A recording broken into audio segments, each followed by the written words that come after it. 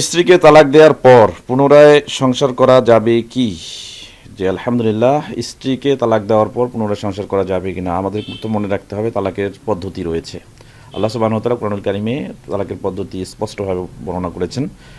সূরা তালাক অধ্যায় 65 আয়াত 2 এর মধ্যে এখানে আমরা দেখতে পাই যে 3 তুহুরে 3 তালাক, অর্থাৎ কোনো ব্যক্তি যদি তার স্ত্রীকে তালাক দিতে চায় তাহলে সেই ক্ষেত্রে 3 তুহুরে 3টা তালাক দিতে হবে।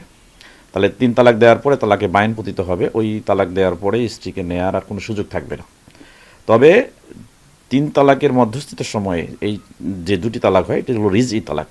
ইচ্ছা করলে তাকে নির্দিষ্ট ইদ্যতের মধ্যে ফিরিয়ে নিতে পারবে। আর ইদ্যত পার হয়ে গেলে, ইদ্যতের সময়সীমা পার হয়ে গেলে, 1 তালাক দেওয়ার পরে অথবা 2 তালাক দেওয়ার পরে ইদ্যত যদি সময় দেখা যাচ্ছে যে 1 মাস বা 1 তুহুর অথবা মাসিক হওয়া থেকে পরবর্তী মাসিক পর্যন্ত সময় অতিক্রম হয়ে যায়, তাহলে সেই ক্ষেত্রে পুনর্বিবাহের মাধ্যমে স্ত্রীকে গ্রহণ করতে পারবে। এটা রিজি তালাকের অন্তর্ভুক্ত।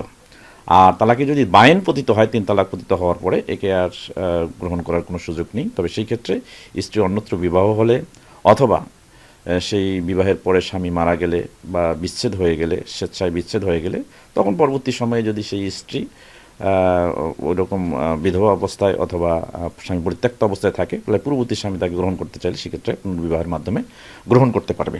তাহলে স্ত্রীকে তালাক দেওয়ার পর পুনরায় সংসার করার কোনো বিধান নেই। তবে আল-মুগনি 7 নম্বর খণ্ড 533 নম্বর পৃষ্ঠে স্পষ্ট বক্তব্য রয়েছে, যেখানে রেজি তালাকের মধ্যে গ্রহণ করা যাবে, আর তালাকে বাইন পতিত হলে গ্রহণ করার সুযোগ নেই। আল্লাহু তাআলা আলাম।